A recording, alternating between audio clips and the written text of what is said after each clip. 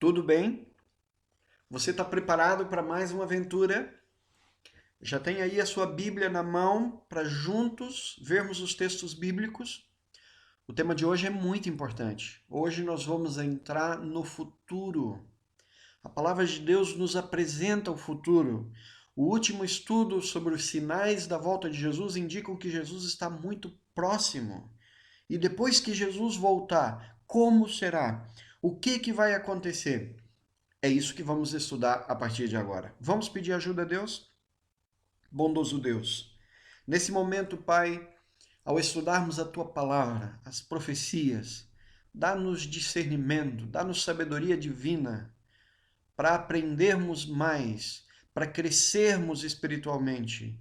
Pedimos a tua bênção, a tua direção, em nome e pelos méritos e pelo amor de Jesus.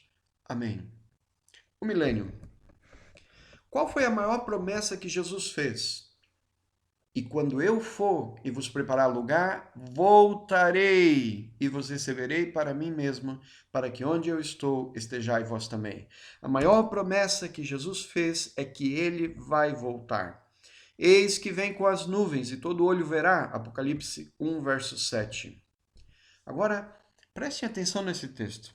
João, capítulo 5, verso 28 e 29.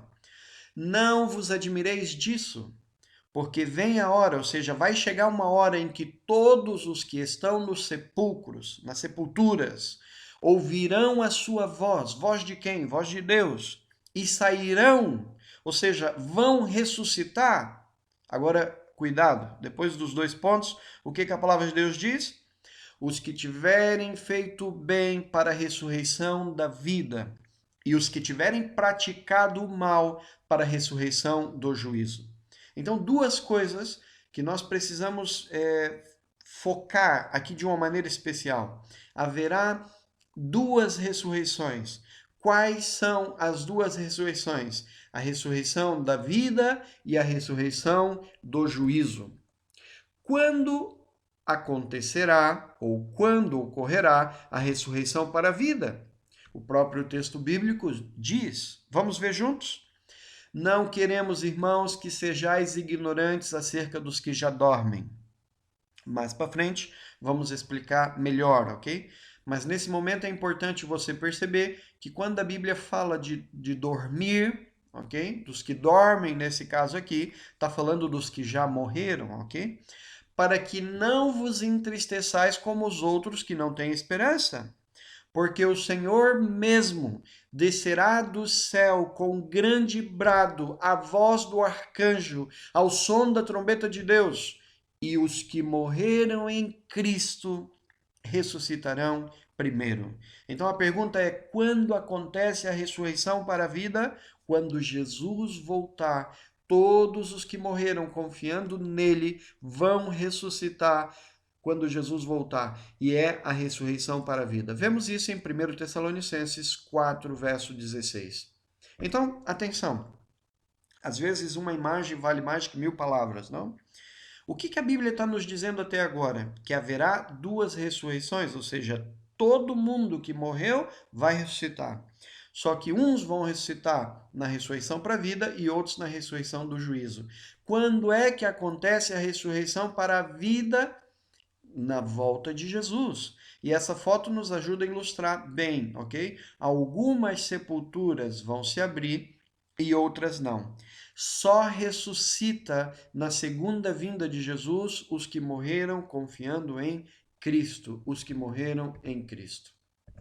É por isso que Apocalipse 20, verso 6 diz: bem-aventurado. Bem-aventurado significa feliz, ok? Bem-aventurado e santo é aquele que tem parte na primeira ressurreição. Sobre esses quem? Sobre esses que ressuscitarem na primeira ressurreição, a segunda morte não tem autoridade, ou seja, eles ressuscitam para nunca mais experimentarem a morte. Pelo contrário, em vez de morrerem, eles serão sacerdotes de Deus e de Cristo e reinarão com ele os 1000 anos. Aqui começa então de maneira mais clara o nosso estudo do milênio. Milênio é um período de tempo de 1000 anos, ok? Os 1000 anos começam quando, né? Com a volta de Jesus, com a ressurreição dos que morreram em Cristo, a ressurreição dos fiéis, a transformação e o arrebatamento de todos os salvos. O que acontecerá com os salvos, então? Vamos ver. Eis aqui vos digo um mistério. Que mistério é esse? Nem todos dormiremos. Atenção, quando a Bíblia fala de dormir e não fala que é uma pessoa específica, então está falando da morte. Então o que a Bíblia está dizendo? Nem todos vamos morrer. E por quê? Por uma razão muito simples. Imagina só que Jesus volta hoje, nesse exato momento. Eu e você estamos vivos. Então, nós não experimentamos a morte. Está vendo a ideia? Então, vamos ver o texto agora como um todo. Eis que vos digo um mistério: nem todos dormiremos, mas todos seremos transformados. Num momento, num abrir e fechar de olhos, ao som da última trombeta, porque a trombeta soará e os mortos serão ressuscitados incorruptíveis, e nós seremos transformados. Por quê? Porque é necessário que isso que é corruptível se revista da incorruptibilidade e que isso que é mortal se revista da imortalidade. 1 Coríntios, capítulo 15, 51 até o 53. Então, vamos ver. O que a palavra de Deus está dizendo? Muito simples. Quando Jesus voltar, os que morreram confiando em Jesus, eles já saem da sepultura transformados. Morreu faltando um braço, sai da sepultura com os 2 braços. Morreu todo esmagado num acidente, sai de lá perfeito. Só que nós, os que estamos vivos, nós também precisamos ser transformados. E num abrir e fechar de olhos, Deus nos transforma. Junta-nos todos os que confiam em Jesus e leva para encontrar Jesus no ar. É isso que nós temos estudado até agora. Vamos continuar? Então todos seremos transformados, ok? Olha só o que diz 1 Tessalonicenses 4,17. Depois nós, os que ficarmos vivos, seremos arrebatados juntamente com eles, com aqueles que acabaram de sair da sepultura, nas nuvens, ao encontro do Senhor nos ares, e assim estaremos para sempre com o Senhor. E os ímpios? Bom, se no dia que Jesus volta só se abre as sepulturas dos que morreram confiando em Jesus, as outras permanecem fechadas. Agora a pergunta é justamente essa: o que acontece com aqueles que não ressuscitaram na segunda vinda de Jesus? Os ímpios mortos. É isso que está perguntando o nosso estudo. Vamos ver a resposta? Apocalipse, capítulo 20, no verso 5, a palavra de Deus diz: os restantes dos mortos, ou seja, os que não ressuscitaram na primeira ressurreição, não reviveram, não ressuscitaram até que se completassem os 1000 anos. Então, agora, com essa informação, nós vemos de maneira clara que entre a primeira ressurreição e a segunda há um período de quanto tempo? 1000 anos, ok? 1000 anos separa a primeira ressurreição da segunda ressurreição. O que acontece então com os ímpios vivos? Então, vamos ver aqui se nós nos entendemos. No dia em que Jesus voltar, os que morreram confiando nele ressuscitam, os que estão vivos e confiam nele são transformados, e Deus junta esses 2 grupos e leva para morar com ele no céu. Aqui na terra só ficam os ímpios que estão mortos e estão enterrados e os ímpios que estão vivos. E agora a pergunta é: o que acontecerá com os ímpios que estiverem vivos quando Jesus voltar? Vamos ver? E então será revelado esse iníquo, a quem o Senhor Jesus matará com o sopro de sua boca e destruirá com a manifestação da sua vinda. Ou seja, o poder de Deus, a glória de Deus. Nós dissemos outro dia que a segunda vinda de Jesus, para quem está preparado, é o dia mais feliz da vida. Agora, para quem não está preparado, é um dia terrível. Então, a glória de Deus alcança os ímpios, e aonde eles estão, ali eles caem e ali eles ficam. Porque vós mesmos sabeis perfeitamente que o dia do Senhor virá como vem o ladrão de noite.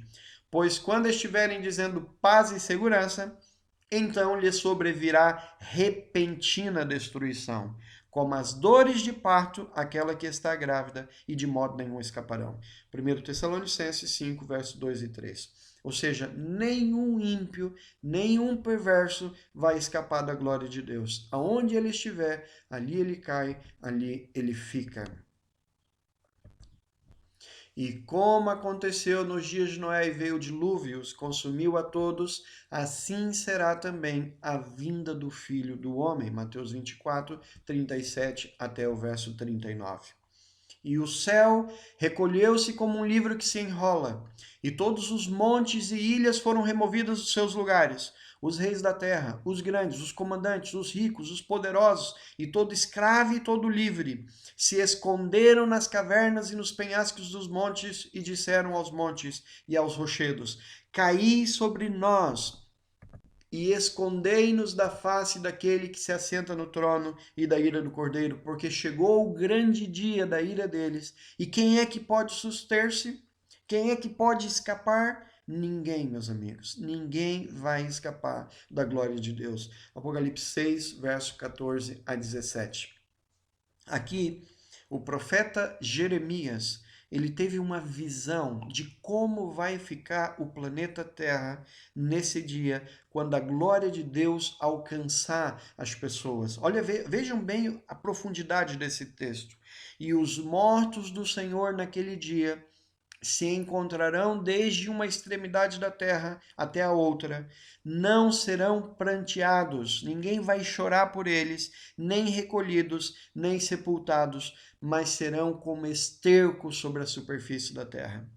O que o profeta está dizendo? Muito simples. Veja bem, os que morreram em Cristo, juntamente com os vivos, são transformados, ok? E sobem para morar com Jesus. Aqui na terra só ficaram os ímpios mortos e enterrados, porque eles não ressuscitaram no dia que Jesus voltar, e ficaram quem mais? Os ímpios vivos. Só que agora a glória de Deus os alcança. Eles tentam fugir, mas a glória de Deus os alcança. E aonde a pessoa má está, ali ela cai, ali ela fica. E o texto bíblico até dá detalhes: olha, ninguém vai chorar por eles, nenhuma funerária vai lá recolher o corpo, não vai fazer nada. Por quê? Porque não vai haver ninguém para fazer isso. Você percebe? A Bíblia vai nos detalhes, vai nos pormenores.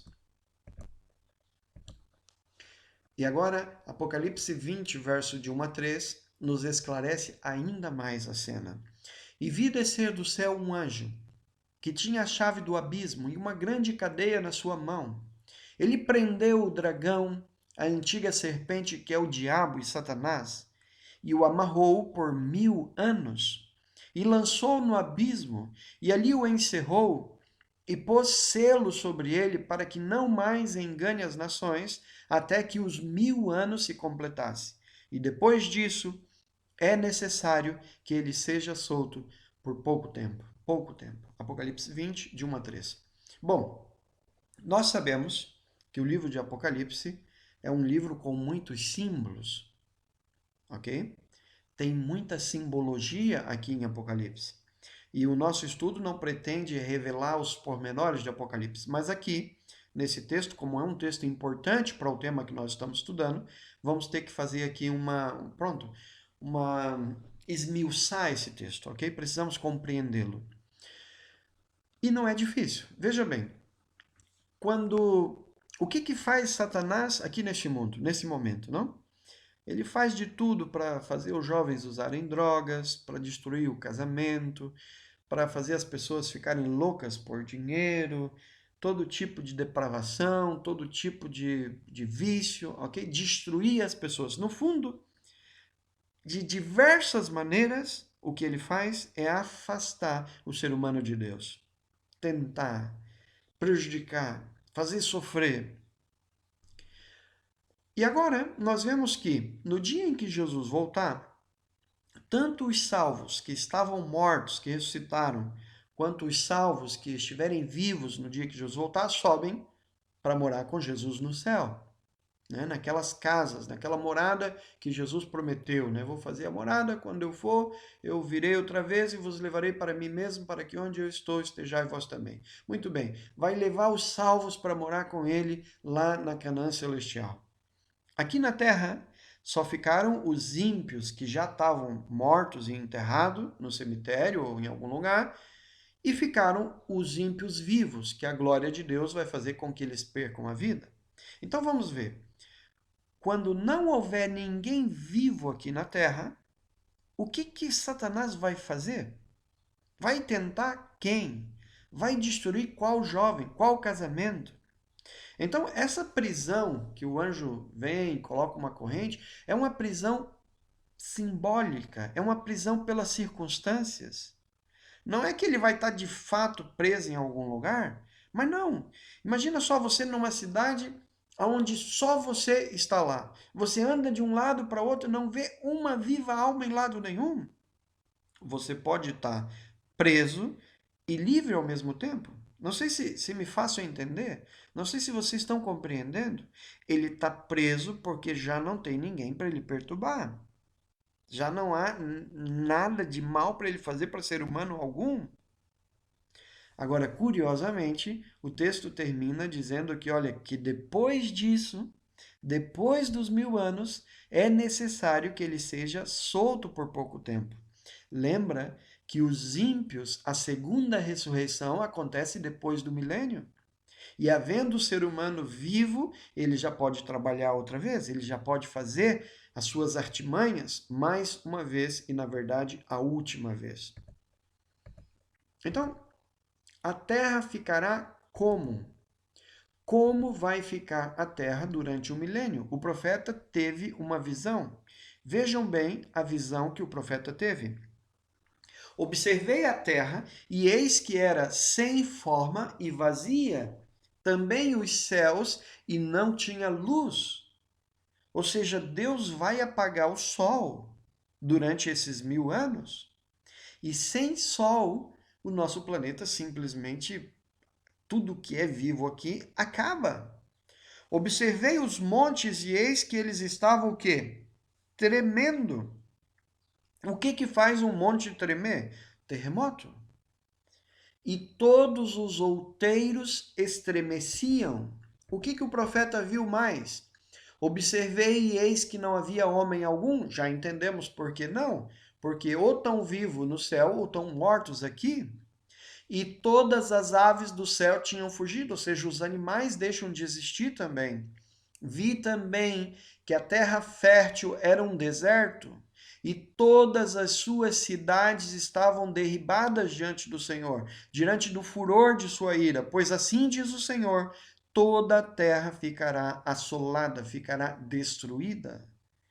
Terra fértil. Eu penso, por exemplo, na Amazônia brasileira, embora nós estamos pouco a pouco destruindo a Amazônia, mas ainda há lá milhares, milhares e milhares de metros quadrados de árvore. A Amazônia é muito linda, não? Só que durante 1000 anos, terremoto em cima de terremoto, terremoto e mais terremoto, as árvores vão caindo, vão morrendo e a terra vai ficando o quê? Um deserto. Olha essa outra parte do texto. Todas as suas cidades estavam derrubadas. Vem um terremoto, faz uma rachadura na parede. Vem outro, faz outra rachadura. E vai rachando, rachando. Chega uma hora que o prédio já não consegue e vai abaixo. Então, meus amigos, todas as cidades, São Paulo, Nova York, Tóquio, todas as cidades do mundo vão ficar completamente destruídas durante o milênio. E talvez seja por isso, meu querido, que Jesus fala: olha, cuidado onde você coloca o teu tesouro. Não é problema ter uma casa, ter o carro, você sonhar, você realizar, mas cuidado o valor que você dá para essas coisas, porque elas estão condenadas à destruição. Investe aqui nesse mundo, ok, não há problema, mas não esqueça de investir na tua salvação. nas coisas do céu, naquelas que o ladrão não rouba, que a destruição não acaba. A terra fica então assolada e vazia durante o milênio. Vamos fazer então uma recapitulação do que temos visto até agora? Até agora, nesse gráfico aí em cima, em vermelho, ok? Os últimos dias, não é? Nós estamos vivendo, segundo o estudo que fizemos, dos sinais da volta de Jesus, tudo indica, profeticamente, estamos vivendo nos últimos dias da história deste mundo, né? E quando começa o milênio, então? Com a volta de Jesus, com a ressurreição dos justos. Os justos vivos são arrebatados, os ímpios vivos são mortos. Satanás é preso pelas circunstâncias, ok? E a terra fica completamente destruída. O que faremos durante o milênio? Olha que interessante essa pergunta. Eu estou me incluindo a mim e a você, ok? Graças a Deus, amém? O que faremos durante o milênio? Apocalipse 20, verso 4 diz: E vi tronos, e assentaram-se sobre eles, e foi-lhes dado o poder de julgar. E viveram e reinaram com Cristo durante 1000 anos. Então, durante 1000 anos, meus amigos, nós vamos poder esclarecer todas as nossas dúvidas. Se há alguém que você ama, que infelizmente, porque não aceitou Jesus, não estava no céu, você vai ter 1000 anos para entender todas as oportunidades que Deus deu, não é? Alguém que você pensa, nossa, esse por que não está aqui? Mas esse era, sei lá, o pastor da minha igreja, era um homem justo. E Deus vai dizer, de fato, ele foi justo, andou comigo muito tempo, mas no final da sua vida, olha, ele deixou a esposa, ele me abandonou, ele deixou a igreja, eu lutei com ele, o Espírito Santo tocou no coração, chamou ele de todas as maneiras e ele não me aceitou, ele não aceitou o meu convite. Você está entendendo? Ou por outro lado, você olha, ai, aquela fulana está aqui, mas como é que pode? Ela fez isso e o outro lá na terra. E Deus vai falar, é verdade, mas olha, eu mandei um servo meu ir lá, ensinou a palavra de Deus, ela me aceitou como salvador da vida dela e é por isso que ela está aqui. Vamos ter 1000 anos para esclarecer todas as nossas dúvidas, para vermos de maneira clara que Deus é um rei justo, um justo juiz. 1 Coríntios 6, verso de 1 a 13, nos dá um detalhe adicional. Não sabeis vós que os santos hão de julgar o mundo? Não sabeis vós que havemos de julgar os anjos? Quais anjos? Os anjos que aceitaram as mentiras de Satanás. Os anjos que aceitaram que Satanás tinha razão e foram expulsos do céu com ele. Os anjos maus. São esses os anjos que vão ser julgados também durante o milênio. Então, nós vamos ter 1000 anos para percebermos de maneira clara que Deus é um juiz justo. O que acontece então quando terminar os 1000 anos? Vamos lá? Acontece o que a Bíblia acabou de nos dizer, não? Apocalipse 20, verso 5 diz: Os restantes dos mortos não reviveram, ou seja, não ressuscitaram até que se completasse os 1000 anos. Isso quer dizer que depois de 1000 anos eles vão ressuscitar. E quando eles ressuscitarem, o que vai acontecer? Apocalipse 20, verso 7 e 8 diz: Quando, porém, se completarem os 1000 anos, Satanás será solto da sua prisão. Por quê? Porque agora já tem pessoas para ele perturbar, para ele tentar. E sairá a seduzir as nações que estão nos 4 cantos da terra, Gog e Magog, cujo número desses é como a areia do mar, a fim de ajuntá-los para a batalha. Sabe, amigos, aqui eu vou parar um pouquinho. Tenho que fazer aqui uma ilustração. Eu tive a felicidade de nascer num lar cristão, desde cedo aprendi a amar Jesus, a ir à igreja, a estudar a palavra dele. E eu já ouvi muitas e muitas mensagens na igreja, mensagens inspiradoras.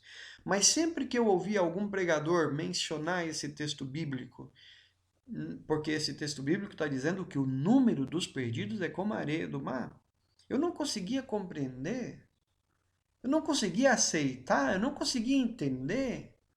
Poxa, Deus nos ama tanto, e como é que é possível que os perdidos são como a areia da praia do mar? Vocês sabem quando foi que eu entendi na minha vida de verdade esse texto bíblico? Eu vou vos contar. Atrás da casa da minha mãe, lá no Brasil, o prefeito da cidade construiu a maior praça do estado. Uma praça linda, grande. Então lá fizeram um palco enorme com jardins. E a virada do ano, a festa da virada do ano, é tudo lá nessa praça. E claro, o cristão não gosta de muita bagunça, de barulho, enfim, dessas coisas que fazem, não? E eu combinei com os jovens da minha igreja que na virada do ano, já não me lembro qual foi o ano, nós íamos sair da cidade no meio da confusão, daquela bebedeira toda, daquela confusão toda, nós íamos sair da cidade e iríamos para uma montanha que estava mesmo ali na entrada da cidade. Íamos subir lá em cima. De lá até podíamos ver os fogos de artifício, mas a ideia era levar o violão, levar a Bíblia, íamos entrar o ano cantando, louvando a Deus, orando, retirados ali.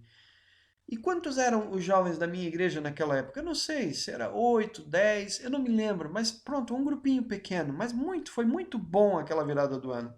Mas meus amigos, enquanto nós saíamos da cidade em direção à montanha, uma multidão vinha na direção contrária. Era tanta gente que vinha para a festa lá da praça, que eu tinha que ir me desviando das pessoas com o cotovelo para tentar encontrar um lugar para passar. E nessa noite eu entendi esse texto bíblico. Sabe, a Câmara, a Prefeitura, nesse tempo de festa, eles distribuem aos milhares de preservativos, porque as pessoas vão, elas bebem e têm relação umas com as outras, é uma confusão. 9 meses depois nasce tanta criança sem nem sequer saber quem é o pai. Então é uma festa, pronto, desde a minha perspectiva, deplorável, não? Se entrega ali a todas as paixões desenfreadas, fazem tudo o que querem e um pouco mais. Sabe? É uma realidade, não? São escolhas que nós fazemos e Deus respeita a escolha de cada um dos seus filhos. Né? Mas nessa noite, ao sair da cidade, eu compreendi esse texto bíblico. Nós temos que ser sinceros, a gente convida muita gente, olha, venha ouvir da palavra de Deus, e cada um dá uma desculpa, ai, não posso por isso, por outro, aquilo. Sempre há alguém que aceita, e é por isso que nós continuamos falando do amor de Jesus, porque sempre vai haver alguém que vai aceitar. Mas infelizmente a maioria rejeita, né? Nós vemos estádios de futebol lotados, né? Igrejas muitas vezes vazias. Por quê? Porque, olha, alguns aceitam, outros não. E a vida é assim. E nessa noite eu tive então a dimensão disso. Embora Deus morreu por todos, embora Deus ama todos e Deus convida a todos, uma grande parte não aceita. Vamos avançar? Olha que bonito agora essa parte. Apocalipse 21, verso 2. Vi também a cidade santa, a nova Jerusalém que descia do céu da parte de Deus, ataviada como uma noiva adornada para o seu esposo. Então, vamos olhar aqui uma coisa. Depois dos 1000 anos, Deus faz descer do céu a cidade santa, a nova Jerusalém. Ela desce do céu em direção à terra. Lembra de uma coisa que nós estudamos no estudo anterior? Jesus vai voltar e ele vai descendo, mas chega uma altura, ele para. Ele já não toca os pés dele nesse mundo de pecado. A cidade santa vai descendo e chega uma altura, ela também para. E aí o que acontece nesse momento? Olha esse texto. Apocalipse 20, verso 9 e o verso 10. Marcharam então pela superfície da terra e sitiaram o acampamento dos santos e a cidade querida. Desceu, porém, fogo do céu e os consumiu. Consumiu a quem?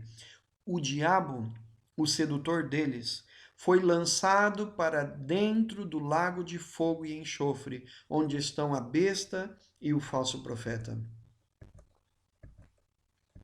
Então a morte e o Hades foram lançados para dentro do lago de fogo. Esta é a segunda morte, o lago de fogo. E se alguém não foi achado inscrito no livro da vida, esse foi lançado para dentro do lago de fogo. Apocalipse 20, versos 14 e 15. Meus amigos, nesse momento, Satanás então usa da sua artimanha, do seu engano, falando para todos os maus, para todos os perversos, dizendo assim: olha, eu ressuscitei vocês, eu tenho poder, vamos juntos entrar no céu e vamos entrar pela força. E quando eles querem entrar na cidade santa pela força, desce fogo do céu e consome a todos.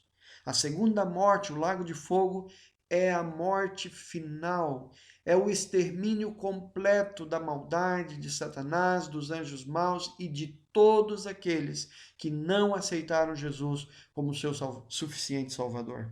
Percebeu? É a destruição do pecado para todo sempre.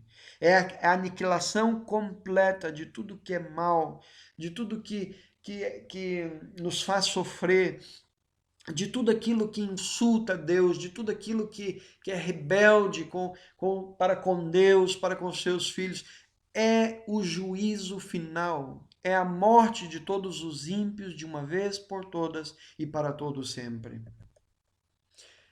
Então, o nosso planeta, que é tão lindo, né, visto de fora do espaço, nesse dia vai se transformar numa imensa bola de fogo. Vai ser completamente purificado com fogo. E claro, vejam bem o que esse texto bíblico diz.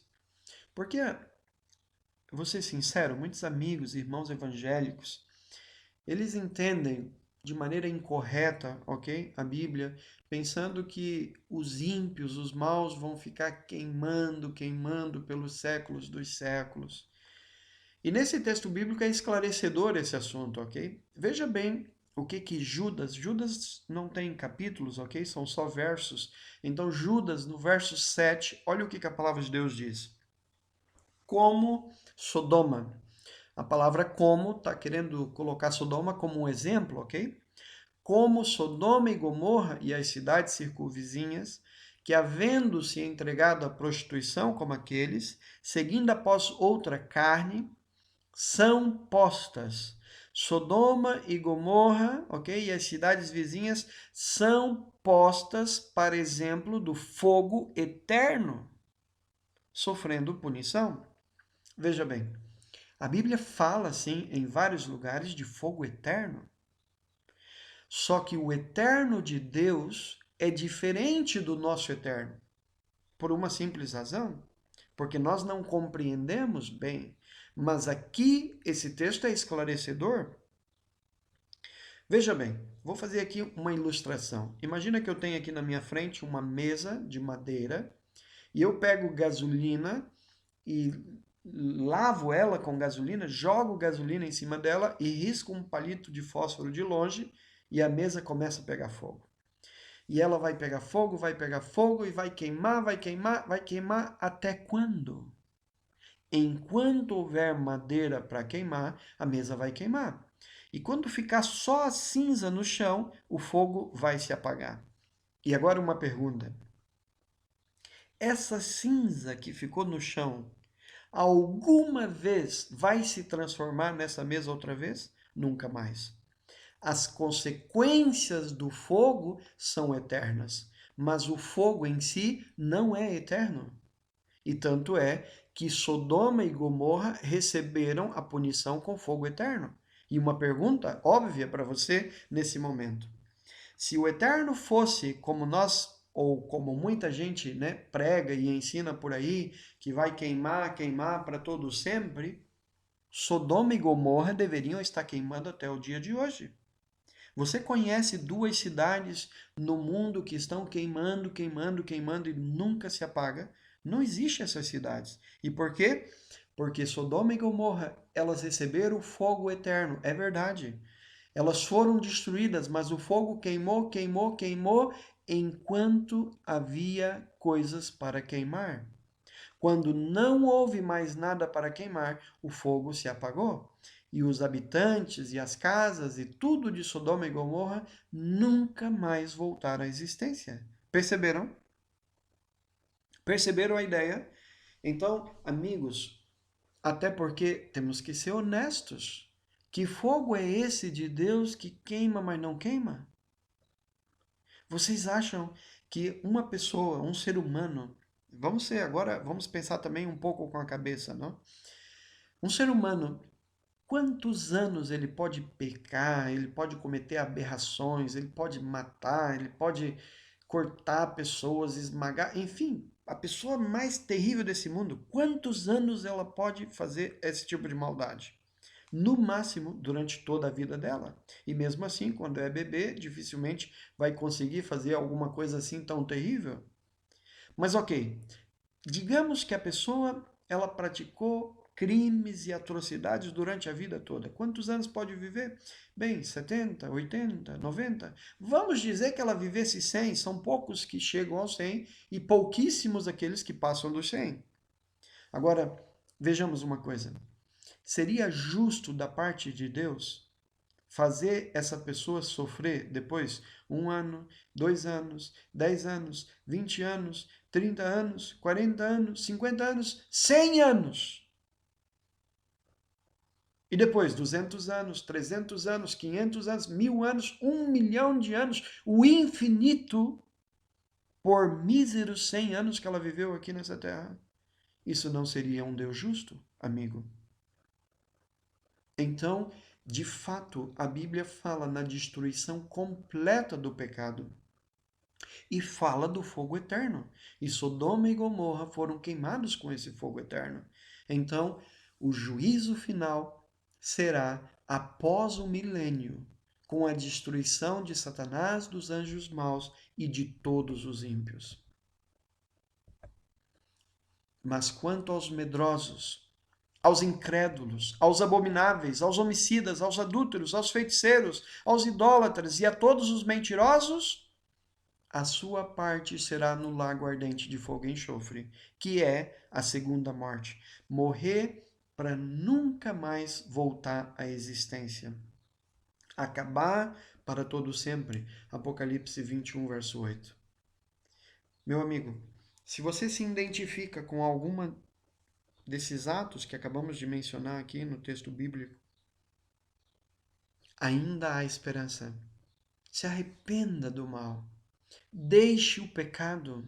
Aceita Jesus como teu Salvador e Jesus vai te limpar, Jesus vai te purificar e Jesus vai te preparar para a vida eterna.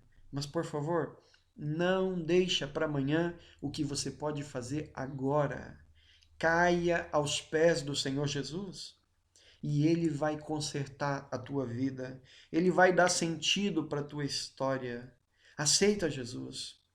E agora chegou a parte mais bonita do estudo de hoje, aonde Deus diz: eis que faço nova todas as coisas. Apocalipse 21, verso 5. Vi novo céu e nova terra, pois o primeiro céu e a primeira terra passaram e o mar já não existe. Apocalipse 21, verso 1. Aquela bola, o planeta Terra que vai virar uma bola de fogo, esse fogo vai apagar e vai virar uma bola de cinza. E o que Deus vai fazer com essa bola de cinza? Eis que faço nova todas as coisas. Ai, que lindo, meus amados irmãos. Olha que texto impressionante esse aqui, Apocalipse 21, verso 3. Eis que o tabernáculo. Tabernáculo é casa, é trono, é morada, ok? Eis que o tabernáculo de Deus está com os homens, pois com eles habitará, e eles serão o seu povo, e Deus mesmo estará com eles. Meus amigos, Deus ama tanto o ser humano que ele vai tirar a sede do universo, aonde está nesse momento, e vai transferir o seu trono aqui para o planeta Terra.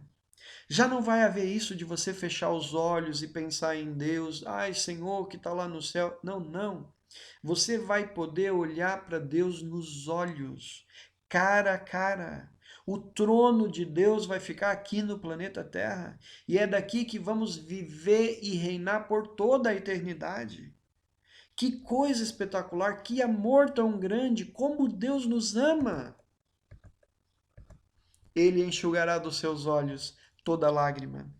E não haverá mais morte, nem haverá mais pranto, nem lamento, nem dor, porque já as primeiras coisas são passadas. Tudo aquilo que nos faz sofrer nesse momento vão ser coisas do passado, que vão ficar lá para trás. Uma vida eterna na presença de Deus. Quem é que pode entrar lá? Quem? Não há outro segredo. Apocalipse 22, verso 14 diz: bem-aventurado, feliz, ok? Bem-aventurado aqueles que lavam as suas vestes no sangue do Cordeiro, para que tenham direito à árvore da vida e possam entrar na cidade pelas portas. Na cidade santa, meu amigo, só entra se for pelas portas. Todos os que quiserem entrar pela força não vão conseguir. E assim vamos chegando ao final do nosso estudo. Vamos recapitular então o que acontece depois dos 1000 anos? A nova Jerusalém desce do céu. Os ímpios ressuscitam. Satanás é solto por pouco tempo e acontece o que a Bíblia chama de juízo final. Satanás e os ímpios são completamente destruídos. A terra é purificada e renovada. E agora, juntando quando começa o milênio e quando termina, ok? Um resumo de tudo aquilo que nós acabamos de ver. E está aí o quadro. Se você quiser dar pausa, se quiser fazer uma recapitulação, esteja à vontade. E agora então vamos para os últimos textos bíblicos do estudo de hoje.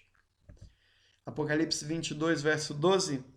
Eis que cedo venho e está comigo a minha recompensa, para retribuir a cada um segundo a sua obra.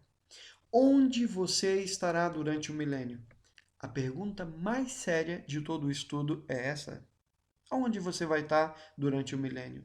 Meu amigo, eu e você só vamos poder estar em 2 lugares durante o milênio. Ou na terra, completamente destruída aqui, mortos, ou no céu. Quem é que escolhe? Quem é que escolhe? Eu e você. Jesus já fez de tudo para que nós estivéssemos com Ele no céu. Ele derramou o sangue dele na cruz do Calvário para pagar o preço de todos os teus pecados. A salvação é um presente de graça que Deus entrega para você. Você já aceitou esse presente? Você já aceitou Jesus como teu Salvador pessoal? Hoje é o momento. A palavra de Deus diz: hoje, se ouvires a minha voz, não endureçais o vosso coração. Deixa Jesus entrar na sua vida. Deixa Jesus transformar você. Jesus quer levar você para viver eternamente na presença dele. 1000 anos lá no céu e a eternidade aqui num novo céu e numa nova terra. Você aceita? Você quer fazer parte dessa história? Aceita Jesus. Entrega a tua vida nas mãos de Jesus. Não há lugar mais seguro para você estar do que nos braços do Salvador. Que o Senhor te abençoe, que o Senhor ilumine a sua vida, que o Senhor te faça pensar e refletir na eternidade. Onde está o teu tesouro, aí está também o teu coração. Coloca o teu coração nas mãos de Jesus, meu amigo. É o desafio que eu te faço hoje. E espero que você continue comigo, juntos, estudando, cavando, entrando fundo na palavra, para que você conheça mais e melhor o Salvador da tua vida. Que o Senhor te abençoe e te guarde. Que o Senhor encha a tua vida de bênçãos. É o meu desejo de todo o meu coração. Em nome de Jesus. Amém.